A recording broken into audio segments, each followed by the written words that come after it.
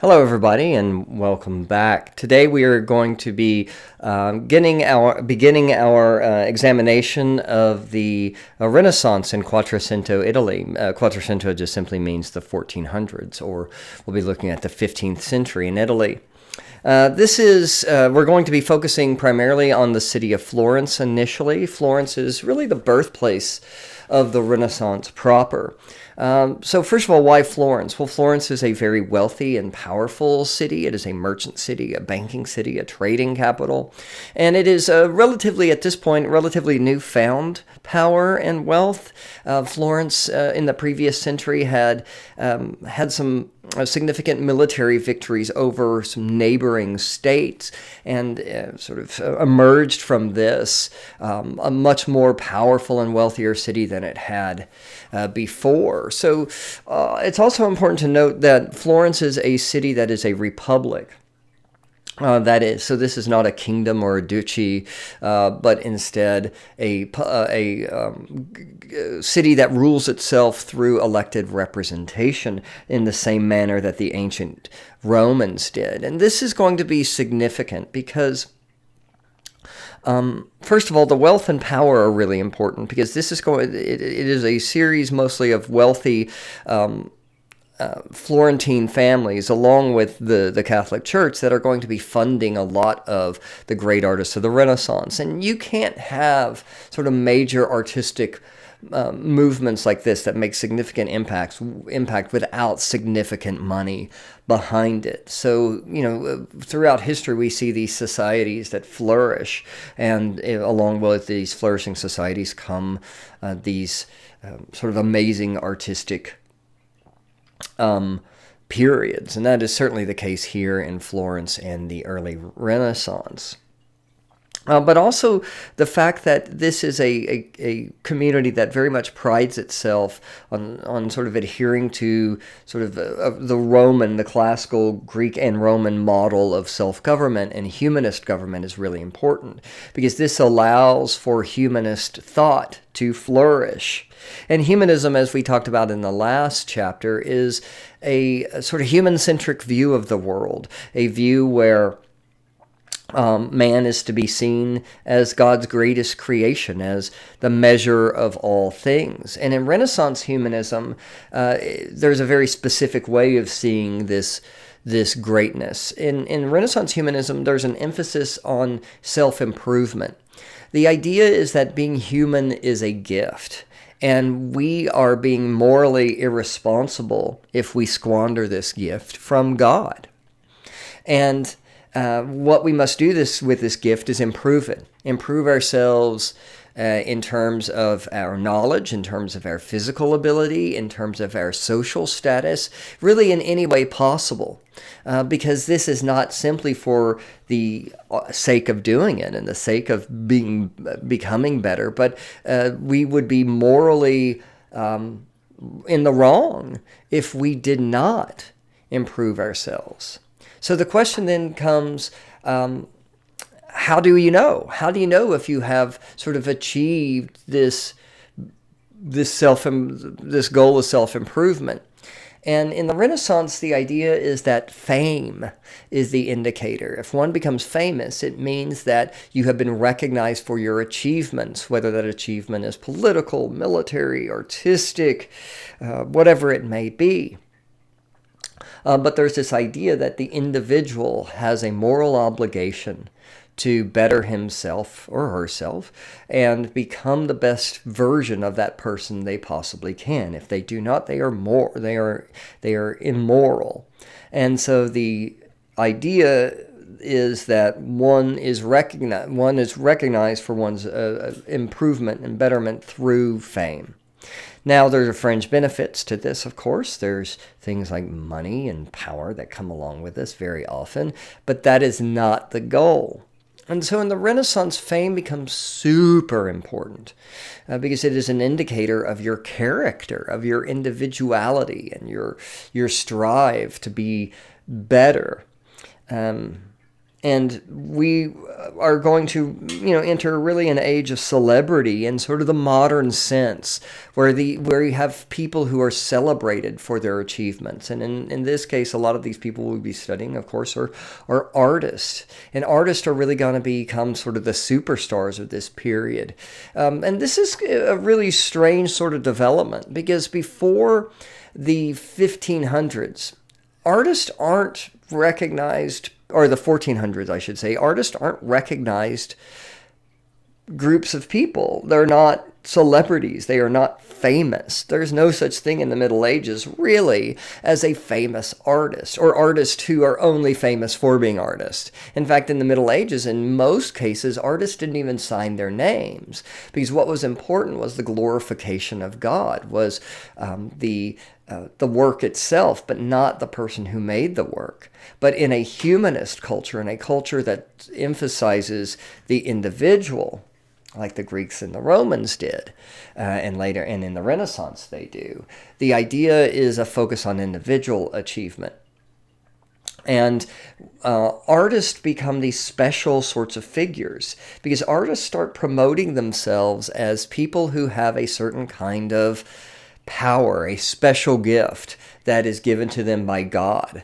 And the argument is that this gift allows artists to recreate God's world. The argument is, okay, only God can make a tree, but an artist can make a copy of that tree, and that makes the artist special. God can make a person, but an artist can make a copy of that person.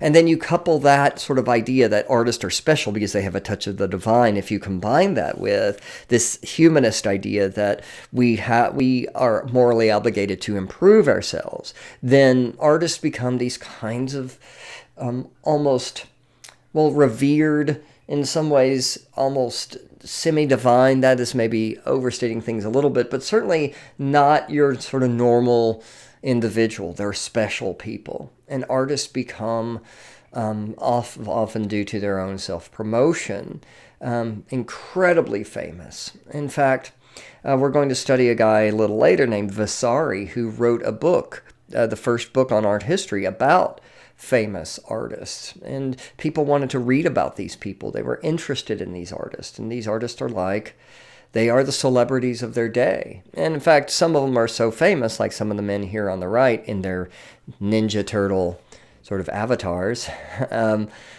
Guys like Michelangelo or Leonardo da Vinci or Donatello or Raphael, they're so famous that they became so famous they're still famous today, 500 and 600 years after they lived. This is the kind of fame they were looking for, a sort of immortality. Okay, so let's rewind a little bit, and let's go back to the very beginning of the Renaissance. And let's go back to Florence, this very wealthy, powerful city that is experiencing this sort of golden age. And this is the Duomo, the Florence Cathedral, the center of town, the sort of artistic and cultural and religious and spiritual center of town. And this is going to be our focus for a little while here. Pardon me. We are looking at the cathedral itself with its magnificent dome, which we'll be studying, and its baptistry over here on its east end. And this baptistry becomes really one of the focal points of one of the first sort of Renaissance events, and that event is a contest.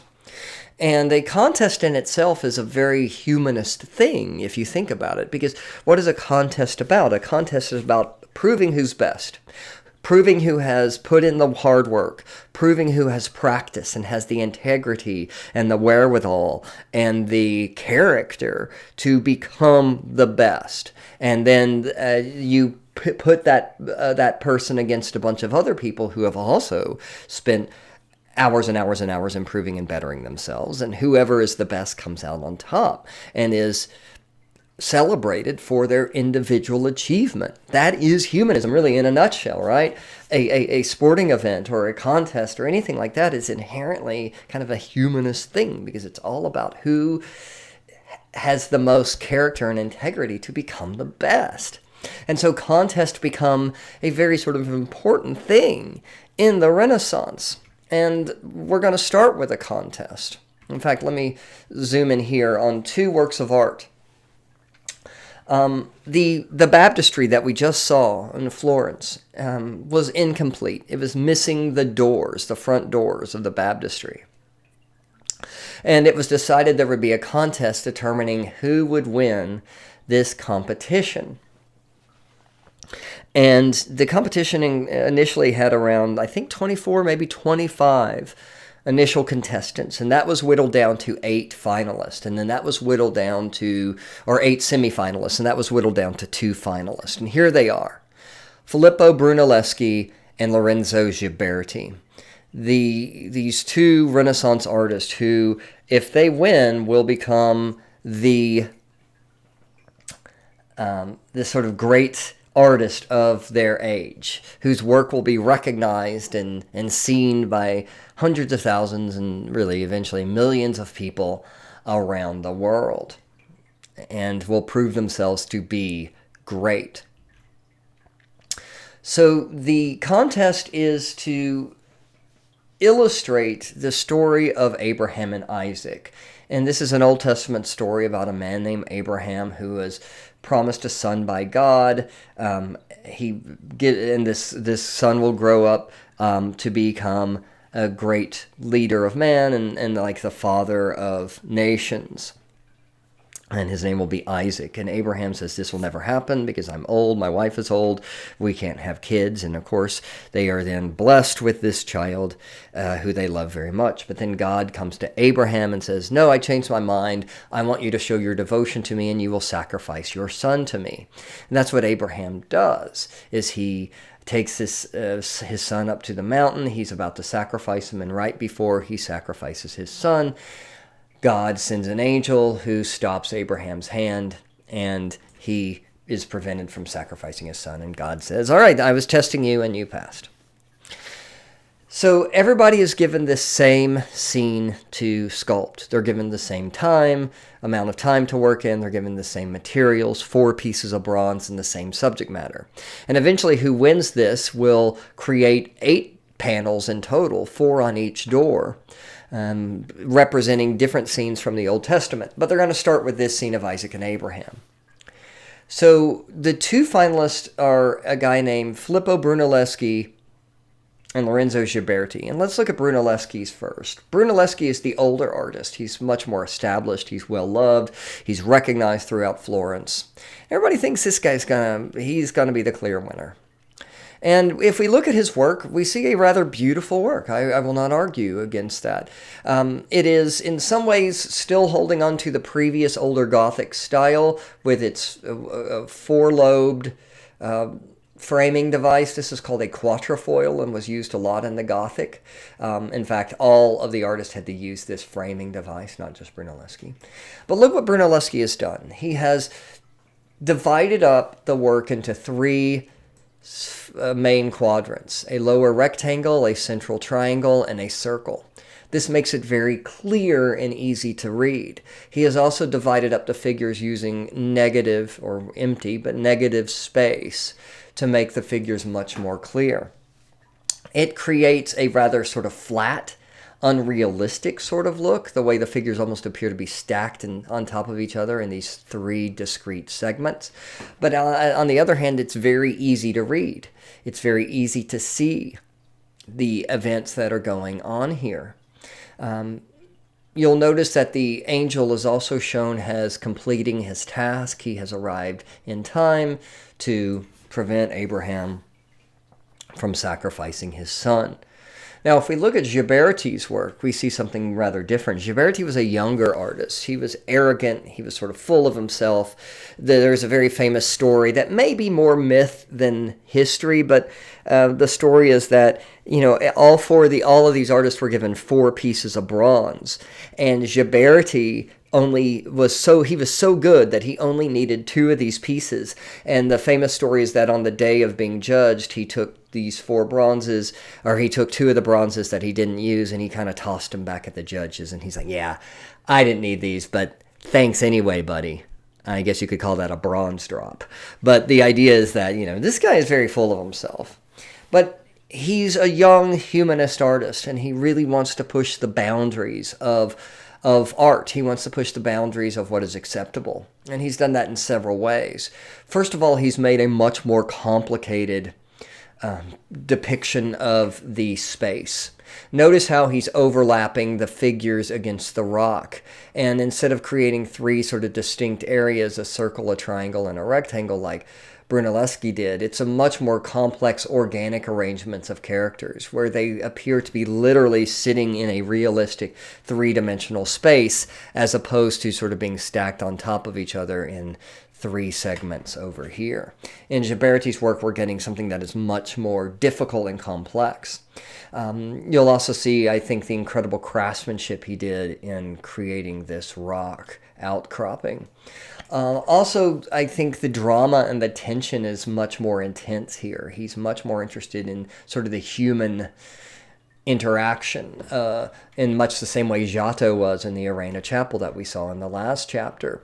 Notice how Abraham stares into the eyes of Isaac in a way that is, if you think about it, is really tragic and moving. This is a father forced to slaughter his own child, and he is staring in the eyes of his son as he goes for his throat with a knife. And that intensity portrayed in the stare in Abraham's eyes is deeply moving and also, I would say, deeply disturbing.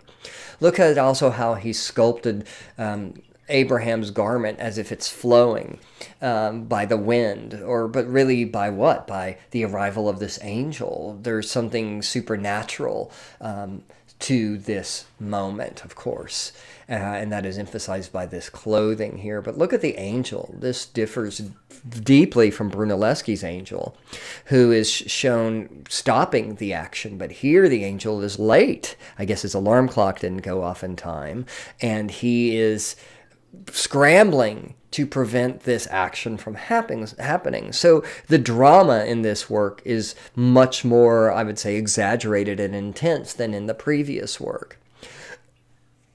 But also, there's innovation not only in the arrangement of the figures and the use of space and in the drama and storytelling, but also in the figure of Isaac himself. Isaac is nude. And in fact, you are looking at the first public depiction of nudity in Italy and really in Europe since the fall of the Roman Empire. So for about 1,000 years, the nude figure had more or less disappeared from art because it was regarded in the Middle Ages as something that was sinful and shameful and it must be covered up. But with this return of humanism, and especially this fascination with Greek and Roman art, which celebrated the nude body as something being beautiful and perfect, we see a sort of miniature version of that. Now, this is a very small, this whole composition is less than, 2 feet on each side. So Isaac here is, maybe 4 or 5 inches tall.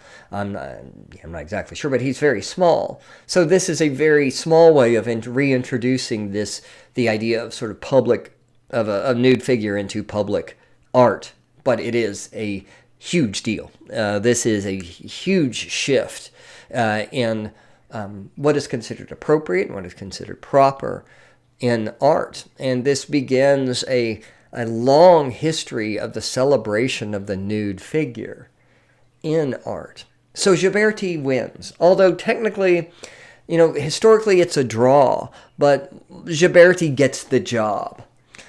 He gets the job and he designs the doors. And that becomes another long, complicated story that we're not going to get into. But for all intents and purposes, Ghiberti wins because of his innovations. Okay, let's talk about Donatello now, because we can't really talk about the early Renaissance art and sculpture without talking about Ghiberti and talking about Donatello. Donatello, born Donato di Nicola di Beto Bardi, I like using my Mario accent, in Florence. He's educated by a very wealthy family called the Martelli family. And this is the first of these powerful merchant and banking families we're going to be looking at from Florence. And these families are going to finance a lot of the art of the Renaissance and pay for very often the education and the careers of these artists. If I hadn't mentioned it before, artists learned by becoming apprentices. At a young age, 6 or 7 or 8 years old, you would send off, family would send off their child, always a boy, to study with an artist. And they would learn the trade over a period of years. And then around the age of 17 or 18, the students would basically present what is called a masterpiece. They would present a sort of work that was a culmination of their training and experience, and then they would become a master artist. And then eventually they could even become an artist who had their own workshops and trained their own students. But he studied initially as a goldsmith, but Ghiberti himself was he apprenticed also under Ghiberti as a sculptor and a goldsmith. I know here's Donatello right here. He was also friends with Brunelleschi, and Brunelleschi and Donatello would go on these sort of field trips together to Rome, where they would go down to Rome from Florence, and they would go and study Roman ruins, and they would study Roman statues and Roman architecture, and they would literally learn from these ancient Roman masters, and they would sketch what they saw, and they would incorporate these Roman techniques into their own art. And so above, in the center of this image, you can see an image, you can see an ancient Greek statue. This is called the Doryphorus. You don't need to know that, but it's a very famous, well, technically this is a Roman copy of an ancient Greek statue. But this is a very famous Greek and Roman statue, and it sort of represents Greek and Roman humanism, right? It shows this sort of beautiful, well-proportioned, athletic man, because Greek and Romans they're not going to show somebody who's out of shape and like with a beer belly, right? The idea is to be the best you can be, to be the best human you can be, because you have a moral obligation to do so. So this is sort of an idealized image of the human body. He is perfect physically and mentally because he is a thoughtful man who is educated. And because he has bettered himself physically and mentally, he has also bettered himself morally because that he has an obligation to do so. And you notice he's standing in this stance called the Contrapposto, which the ancient Greeks invented because they believed that in terms of proportion, it showed off the body in the most beautiful and perfect way. Contrapposto literally means counterbalance. And it's best typified by this sort of curve through the spine, this S curve, with one hip higher than the other, usually with one side of the body bent and the other side straight, to show sort of the body in both rest and motion. Okay. If we look at the image of St. Mark that Donatello did as a rather younger artist, you can see that he is incorporating a lot of these Greek and Roman techniques. This is from a church of Or San Michele in Florence. This is a series of niches that were around, or still are, around the outside of the church. And each guild, and what are guilds? Guilds are trade organizations, basically. They, and I think that I talked about this in the last chapter, but I'm going to talk about it again. Guilds set the standards for things, right? Guilds set pricing. They set the standards for a craft. They were very powerful organizations. They also oversaw the training of an artist, or set the standards for a training of an artist, I should say. If you were training as an artist if you were an apprentice under a master artist, you were expected to meet certain standards set by the guild before you were declared a master artist. And so guilds are very, very powerful. They were kind of like trade unions and labor unions combined with organizations that set the standards for any sort of trade. And there were guilds that oversaw artistic creations, sculpting and painting guilds, goldsmithing, metalsmithing, but also guilds that dealt with things like trade and trading of textiles and all sorts of things. And this was made for the Guild of Linen Makers. And in fact, you can see that St. Mark here is standing on a linen pillow, and this was meant to be a tribute to the Guild of Linen Makers, the Linen Makers Guild. But you'll notice that St. Mark is standing in this Contrapposto position. Now, what makes Donatello a great artist, though? What makes him an important early Renaissance artist is his humanist approach to these biblical figures. He's not simply copying Greek and Roman art, but instead he's adapting it in a Christian context. And that's the important thing to realize, is that in the Renaissance, it's taking this humanist idea that man is the measure of all things, that man is this beautiful sort of creation, and taking all the sort of Greek and Roman attributes of that and combining it with Christian concepts. And so here we see a Christian figure, Saint Mark, one of the writers of the gospel. In fact, here he is holding his book in his hand, shown like a traditional pagan Greek and Roman athlete. Now, that doesn't seem strange today, because when we look at this is what statues are supposed to look like. But before this, that's not what they looked like. Statues in the Middle Ages were mostly unrealistic because there was a fear that they would be idol-worshipped. Individuals weren't praised. God and Jesus were praised, but not individuals. But in humanism, that changes. And so we see this realistic sort of depiction of this biblical figure. And it must have been like going from like black and white into color to see these kinds of sculptures for the first time, to see these religious figures portrayed in a way that was realistic and portrayed their personality. Because this isn't just a statue of a man. This is a statue of an individual man whose personality we can determine from the look of the statue. We can tell by the way he's standing. This classical Greek and Roman Contrapposto, there is a sense of strength and self-awareness and confidence in his stance. We can tell by the look on his face this is an intellectual man, a contemplative man, a serious man. We can tell by the way he holds his book that this is a man of letters. This is a scholar. This is one of the great writers of biblical literature, and here we are seeing him in all of his sort of kind of academic glory.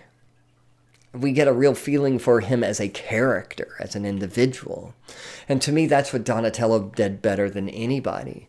If we look at this image here of St. George, also on Orsan Michel, we can see this image of this brave warrior with this look of strength and determination in his eyes. His skin is modeled to be smooth and elegant, as if to show a powerful, good-looking young man. But he's a very different figure and portrayed in a very different way than Donatello portrayed St. Mark. Even though this is the same sculptor, we are getting two very different individual figures here. At the bottom of the St. George statue is another innovation that Donatello sort of brought, not solely himself, but that he was experimenting with along with others in the early Renaissance, and that is what is called low relief, or bas, B-A-S, relief, which is the French word for low relief. But notice how we have this image of St. George slaying the dragon very famously. But look how he's with various levels of the carving height. St. George being in higher relief up towards the front. Look at the background that he's carving in this very, very, very low relief to give a feeling of what we call atmospheric perspective. In other words, that the background is sort of fading, well, into the background. The Renaissance artists were interested in realism. Because they wanted to create a human-eyed view of the world. They wanted to create not a symbolic, sort of cartoonish view of the world, but instead they wanted to create a world that resembled the way we see the world, the way human beings see through our own eyes. And things in the distance appear hazy and less sharp and more unclear. And he's trying to replicate that here in his sculpture. Next, I want to take a look at one of Donatello's most famous works, and this is his version of the biblical David. Of course, the story of David and Goliath is about this young man, this boy really, who battles a giant sort of Philistine warrior, and when no one else in his town would step up to fight this guy, this young boy does so. And I love the way Donatello has sculpted this figure. He sculpted him with sort of arrogance. He's standing in this kind of a modified Contrapposto position, but there's sort of like a snottiness to it, an arrogance to it. Because if you think about it, to be a 12-year-old boy or whatever David was, to stand up to this giant of a man and to, with nothing but a sling and a rock, takes a lot of self-confidence, and some would even say arrogance. And I love the way that Donatello is portraying that in this image of this youth. Also, look how sleek the body of David looks. He's using this bronze to great effect to show us this. I mean, this is almost like the equivalent of like a sports car or something, right? David is young, he's athletic, he's very sleek, and he's using this bronze to kind of portray that.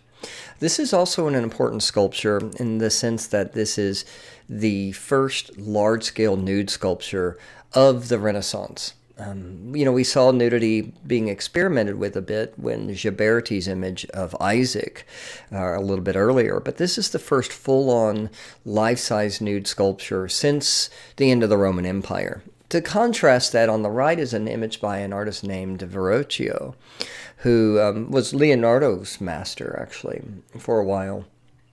And this is a much more traditional David. He's shown clothed. Now, it's similar in the fact that he's shown as a young boy, and he's standing more or less on the head of Goliath, although Donatello's David is a lot more, look how playful he is. He's like poking the head with his sword. He's standing on it with his foot. I mean, this is a snotty, arrogant kid, and it's really portrayed here.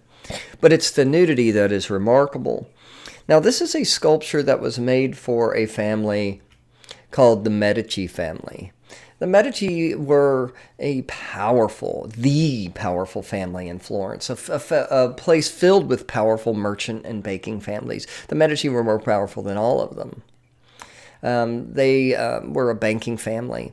There will be Medici that will become monarchs of Europe. There are Medici who will become popes. This is one of the most powerful families in the history of the world, and they financed a lot of the Renaissance. And this was made for the private gardens of Cosimo de' Medici. And this is important too because it is these families that allowed Renaissance artists a lot of freedom to experiment.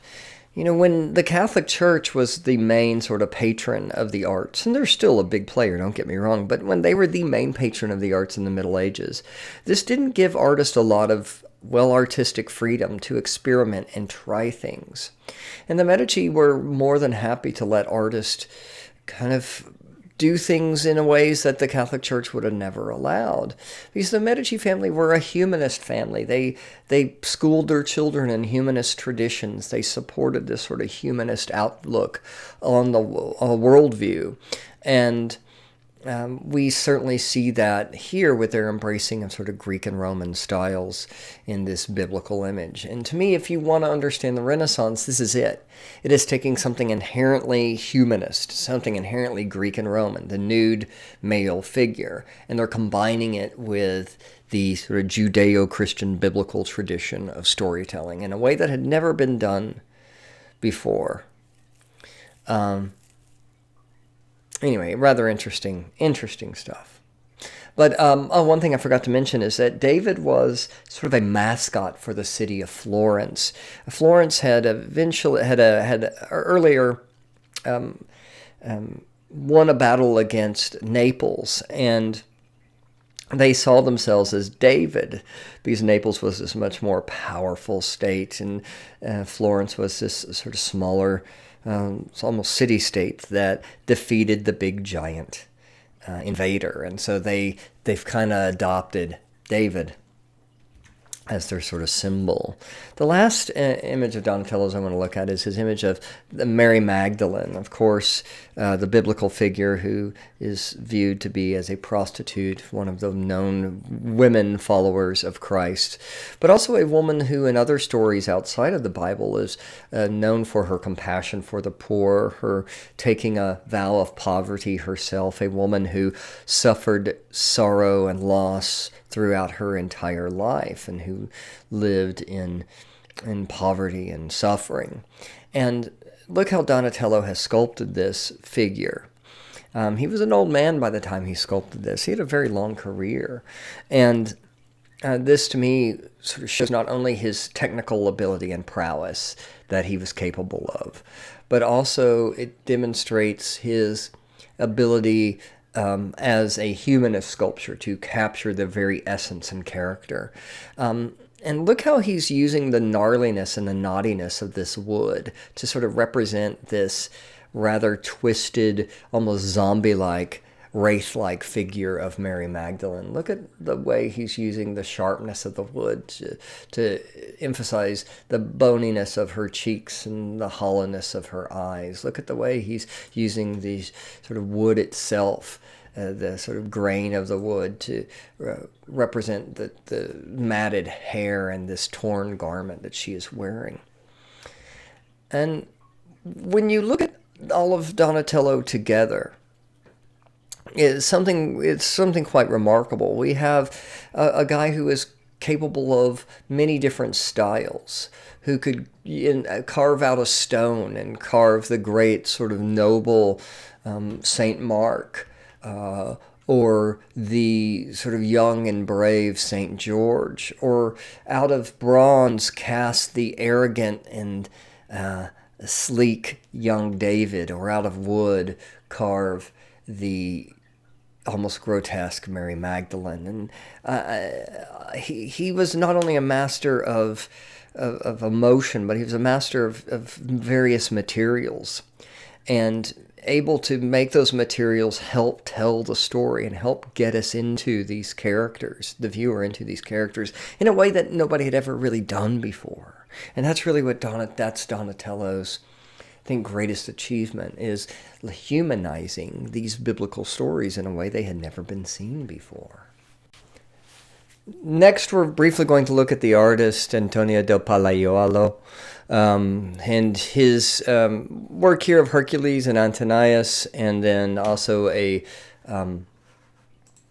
image he made, an engraving of the Battle of 10 Nudes. In both of these images, we are looking at a guy who's very much interested in anatomy. And this is something that is going to become really important and popular in Renaissance art, is the interest in human anatomy and trying to recreate the human figure in what we would call a scientifically accurate way. And the reason for this is because there's this interest in realism and interest in the human body, and an interest in creating things in a way that human body, that we perceive things in the way we perceive the human body, and this realistic manner does that. But also it speaks to a deeper interest in understanding how the world works, because in the Renaissance you are starting to see really the first sort of inklings of what will eventually grow over the centuries into what is called the scientific method. But at this point in history, you're starting to really see the groundwork being laid for a kind of systemic inquiry and a set of what will become the scientific method, a set of principles and methodologies of looking at the world in a rational and scientific sort of way. And this comes from this this Renaissance idea of self-improvement and learning about things and becoming more knowledgeable about the world, but also looking at the world in a rational and reasonable way, and not letting your emotions get sort of the best of you, but instead looking at the world not dispassionately, but certainly analytically. And this is starting to really take root here in this period. And 2 centuries from now, it's really going to explode in a period called the Enlightenment.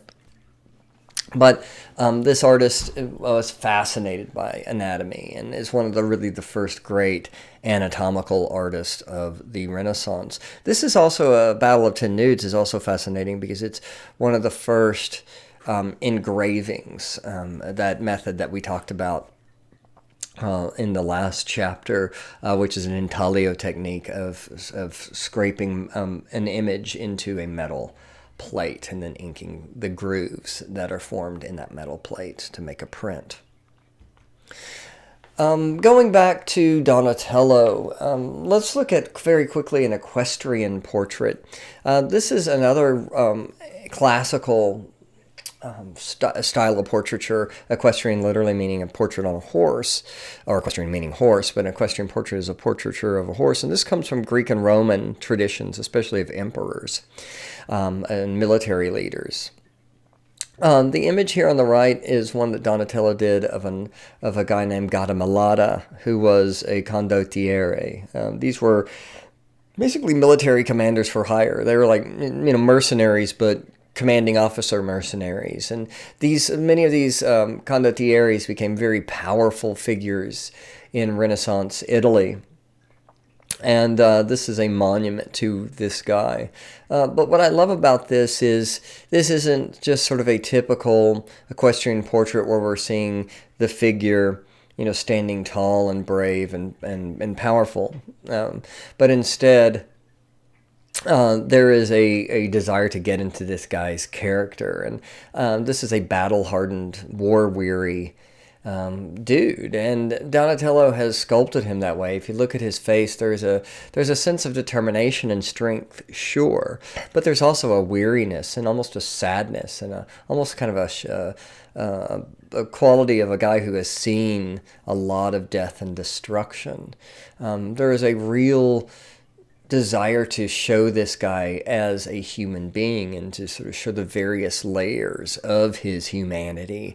Yes, the strength and power of his military leadership certainly is on the surface, but it doesn't take too long looking at this thing to dig deeper and to really see that Donatello is trying to get at what makes this man tick. Now, the Renaissance style that we've been looking at is very much concerned with realism. It's concerned with also sort of stripping things down, making things simple and clean and clear to see, which we'll talk more about later in just a moment. But there's also another style at this time that's very popular throughout many places in Europe, France, and Italy, that is known as the International Gothic style. And this is really sort of the last hurrah of this late movement of the Middle Ages called the Gothic, with its excessive decoration and almost lace-like sort of ornamentation. And this is this international style, because it's called that because it was very popular internationally throughout Europe, is very decorative. It incorporates Renaissance techniques like the use of chiaroscuro, the use of realistic three-dimensional space, but it's very elaborate and ornamental. And this is a guy named Fabriano and his version of the Adoration of the Magi. So it sort of combines the elements of the Gothic with its ornamentation and excess, but also this new naturalism, this use of light and shadow to model the figures and sort of realistic bodies and individualized faces, which is different than a lot of other medieval art.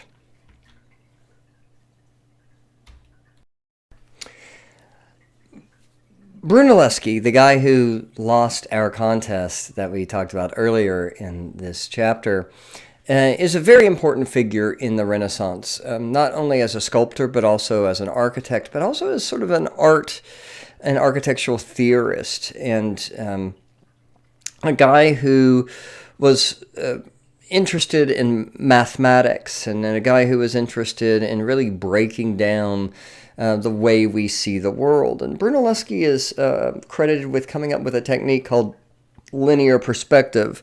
Linear perspective is a sort of mathematically precise way that uses lines to create the illusion of depth in a two-dimensional work in a very accurate way.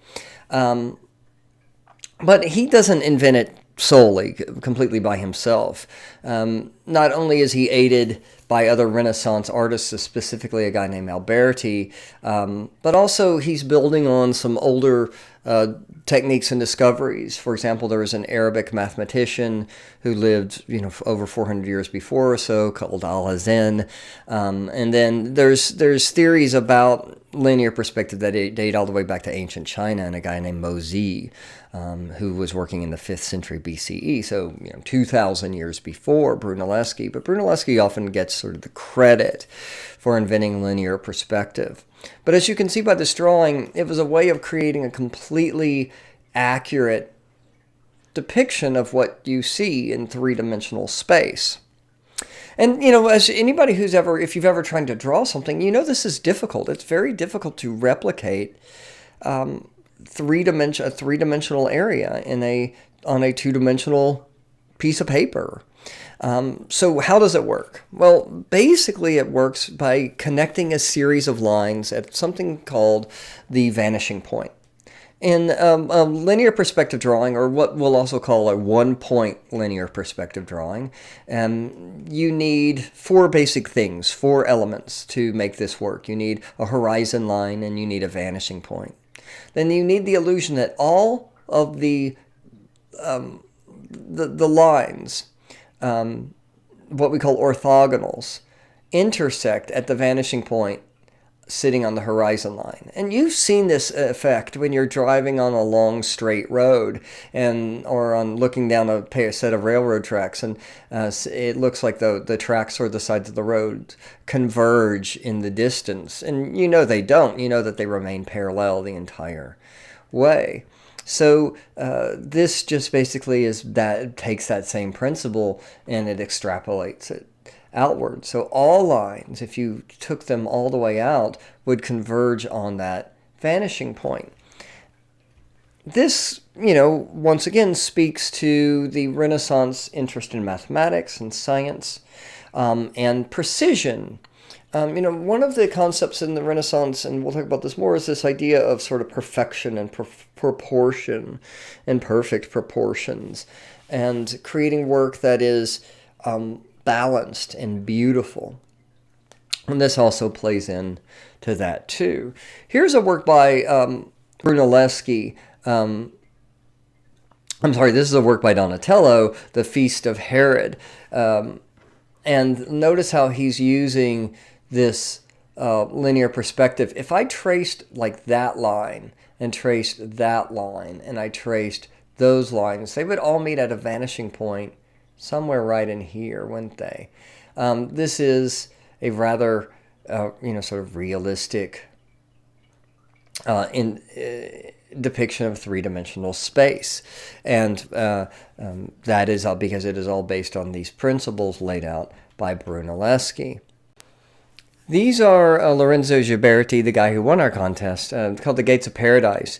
These are also on the baptistry door, or the doors of the baptistry at the Cathedral of Florence. In fact, these actually replace the doors that Ghiberti created originally for that contest earlier in the 15th century. Those doors were actually moved to the north entrance, and now these are on the east entrance. You'll notice immediately that they're different. Notice how those quatrefoil shapes are gone, but instead now we have squares. Aha! Why? Because this is the Renaissance, and there's an obsession with sort of perfect forms. We'll talk more about this in a little bit when we study a guy named Alberti, but there's this idea that rationality and reason is really an important thing, and that is reflected by a simple, stripped-down sort of style, and we see that in the use of these very basic sort of Platonic geometric forms like rectangles and squares. So gone are those sort of frilly Gothic quatrefoils, and here we have these simple rational squares. Here is Ghiberti creating one of the first truly linear perspective images using Brunelleschi's methods. And once again, you could trace all of the lines here up at the top. Notice all the lines in the tile. They all meet at a vanishing point, creating a very realistic three-dimensional space. In fact, remember, this is a bas-relief or low-relief sculpture.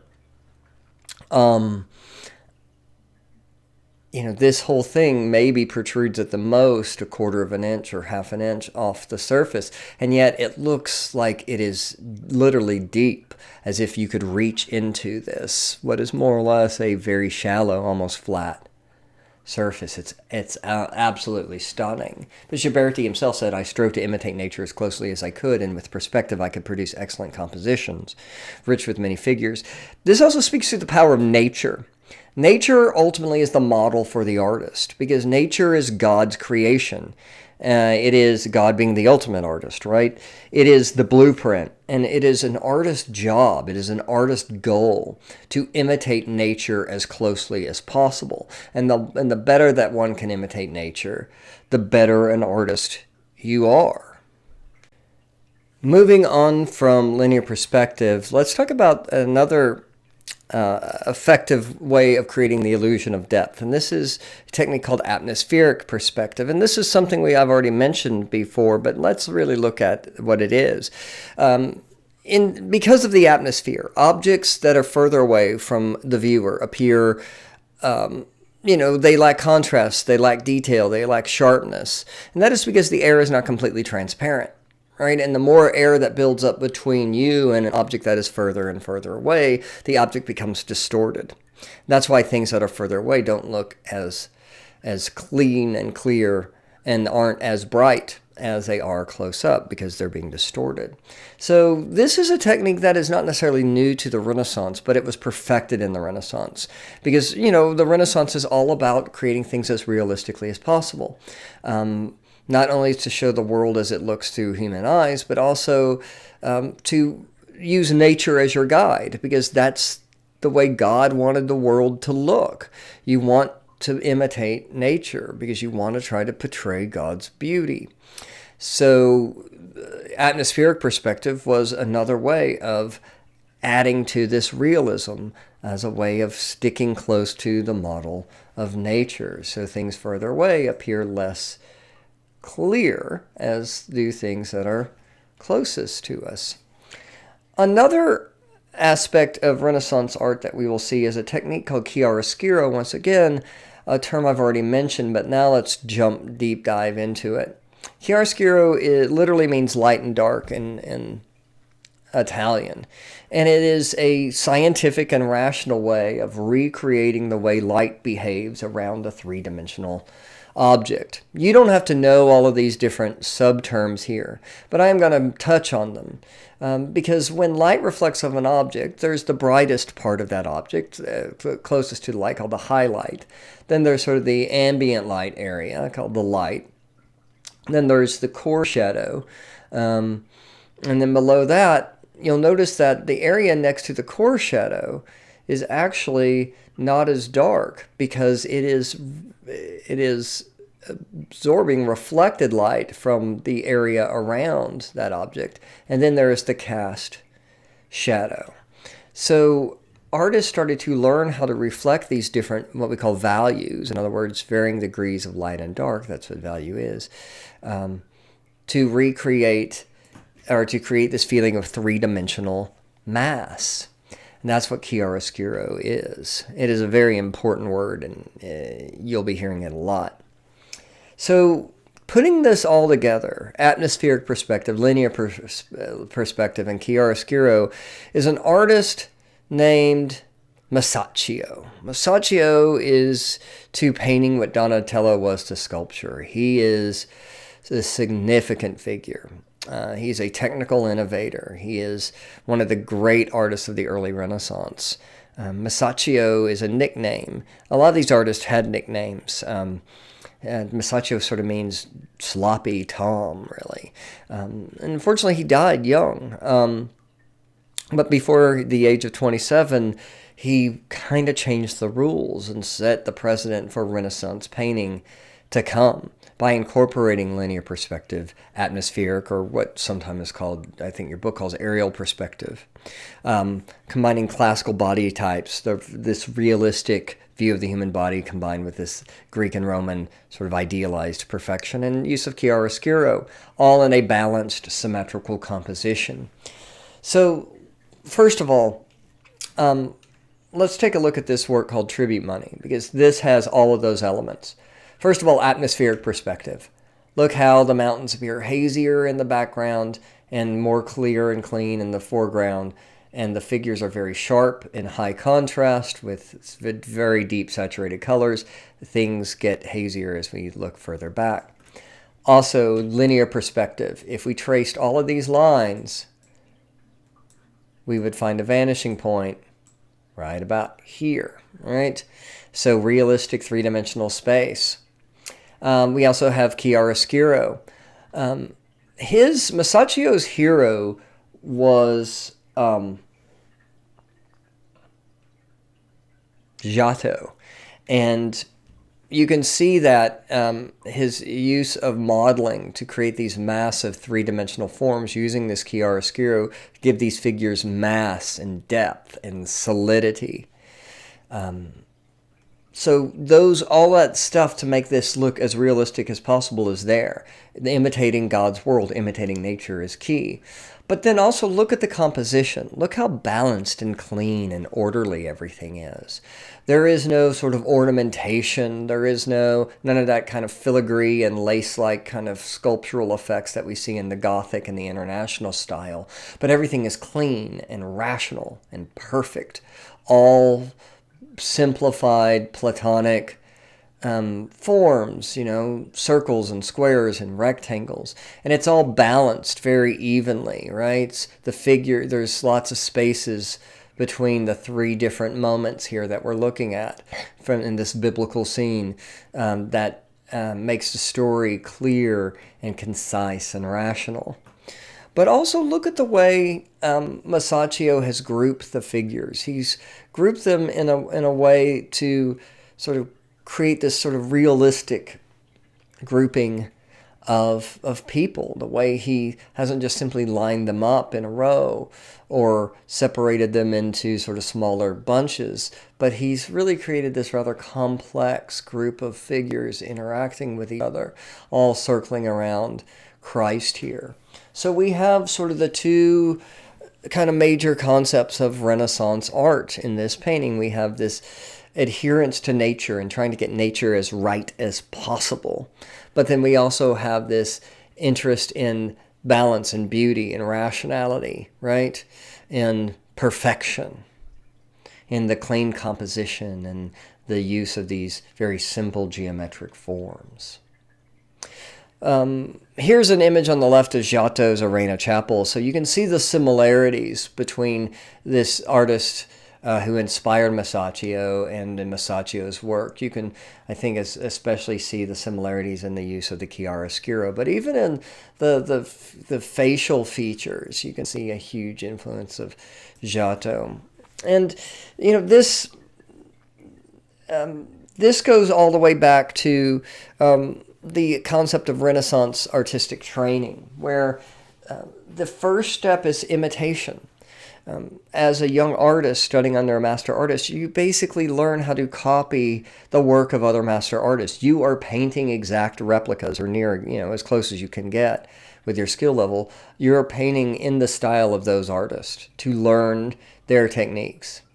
And then after that comes emulation, where you start modeling your work. You start doing your own original things, but you are still incorporating the style of those artists you initially were imitating their work, just, line for line. And then later on, after you're a master artist, it's time for innovation. You start innovating and coming up with your own style. At the same time, though, you're still holding on to these traditions. You're still holding on to the things you learned by studying these master artists closely. And you can very much see that in Masaccio's work, which innovates, is different from Giotto, but you can certainly see the influence. This is a fascinating work. This is from a temple, or a chapel, I should say, the Brunelleschi chapel in Florence. It is the expulsion of Adam and Eve from the garden, and this is this image of Adam and Eve discovering, after they have sinned, they of course discover they are naked and they are shamed. But look at the way he's modeled the figures, the use of chiaroscuro here, the use of value, of light and dark, to give Adam a real feeling of mass and solidity. He's done that in all of the figures here. There's a real feeling of weight as these two figures are expelled from the garden. But without a doubt, Masaccio's masterpiece is his image of the Holy Trinity at Santa Maria Novella in Florence. This is a chapel made for a family called the Scrovegni family, a wealthy Italian family. This is their private chapel. And this is an image that is, you should immediately see the linear perspective, the use of these lines all converging at a vanishing point to create a feeling of realistic depth. You should also notice immediately the sort of orderliness, the use of classical Greek and Roman imagery, Ionic Greek columns, Roman-style arches and coffers, those little square-like niches in the ceiling. A very traditional Greek and Roman-style architecture surrounding a Christian image. Notice the use of chiaroscuro to give the feelings mass and weight. Also, notice the use of sort of perfect geometric shapes, circles, squares, and even he's triangles in the composition with the form of the cross and God hovering above Christ here. In fact, triangles are everywhere, representing not only this sort of perfect Renaissance sort of form, geometric form, but also representing the Holy Trinity. We see an image of God the Father, a dove representing the Holy Spirit, and then Christ as the Son, of course, surrounded by saints and then the members of the family that this was made for. At the bottom, we have an image of a skeleton, of what we call a Memento Mori, which is a reminder of death. And it says, what you are, I once was. What I am, you will be. In other words, you're going to die too. And this is a reminder that, of salvation, that we all die, and before we die, if we want to have a good afterlife, we must be saved. And there's only one way to do that, according to this doctrine, which is through belief here in the Trinity. But this is a fascinating image in that it is painted as on a wall in a style we call Trompe-l'oeil. Trompe-l'oeil is a French term that means fool the eye. And it is literally meant to look like you are not looking at a painting, but as another room. In fact, the linear perspective is set up in such a mathematically precise way that if you were standing at a certain point, this room would be mathematically perfect to a real room that it's imitating. In other words, this is this sort of Italian Renaissance obsession with truth to nature taken to a very, very far degree, to the point where the artist is trying to fool you to think that this painting is actually real. One last thing I want to point out is look at the image of Christ here. Look at his perfection. Look at, even though this is an image of Christ being crucified on the cross, he's portrayed almost as a Greek nude, isn't he? He's perfect. He's muscular. He's strong. He has more in common with the tradition of Greek sculpture than he does with traditional medieval Christian art. This is a Renaissance humanist version of Christ, perfect and strong on the cross. All right, so that wraps it up for this lecture. I will see you guys in the next one. Bye.